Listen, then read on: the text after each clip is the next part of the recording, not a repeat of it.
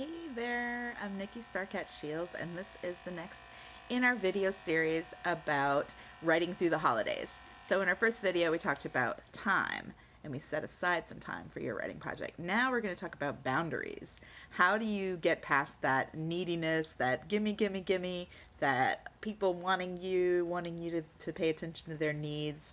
It's probably weirder this year because you won't have your usual traditions with your family and friends that you have, or they'll be different in some way because of the pandemic, but there'll still be people who want to put demands on your time.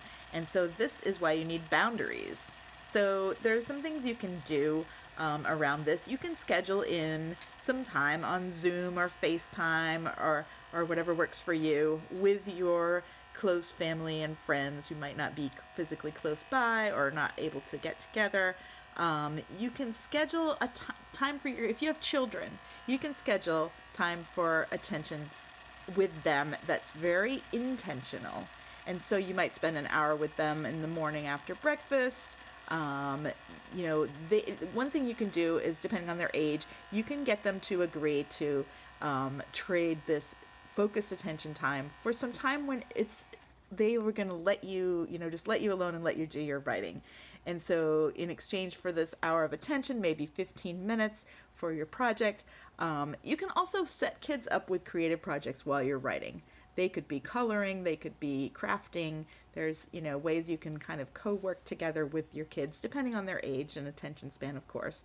But they also are seeing that your passions are important. You're modeling, you're a good role model when you actually take time for your passions and your projects, even though you're parenting young kids. So that's something that they will see and then know that they can do for themselves. That makes a really good Christmas gift, right? Anti-capitalist Christmas gift, right? To show that passions are important. Another group of people that would be looking for your time are extended family, and sometimes that comes along with guilt trips, but you can schedule in virtual time with them the way you schedule it with your friends, on Zoom or on FaceTime or whatever you use. And also talk about gift exchanging. You might want to change that up this year. Talk together, mutually decide if there's going to be a gift exchange, if you're going to go for gift cards, which are super easy, or just holiday cards, or whatever you and your group want to do. But make it planned out in advance. Make it not take a whole bunch of time. It's not like we're going to be all going to the mall or anything like that this year. So make it easier on yourself and on others. And that's a boundary that you can set. A boundary with your love interest or your partner. So when you are with them, you want to be really, truly with them and tuned in. Because if you're just vacant or thinking about your project or all the things you have to do, that's not going to be the same. So boundaries are really essential.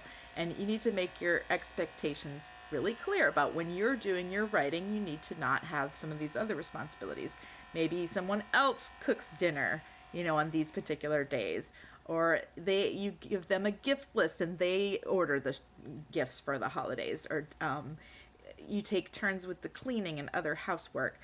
One thing you don't want to do is micromanage. When someone's stepping up to do something that they don't usually do, let it be as imperfect as it needs to be.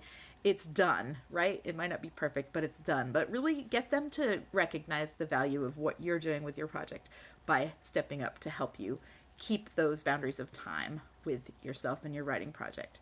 So yes, scheduling your time is part of the boundary setting, because they'll know, people in your family and your life will know when they can expect you to show up and when you can show up for them fully and not just be halfway there.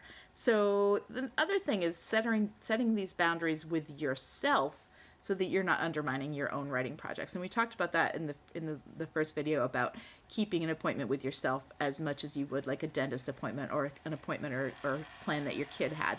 So we're going to talk next time in the next video about nurturing yourself in a way that you can show up for your writing and be there and be present and be whole and keep the boundaries with yourself. I look forward to seeing you in the next video.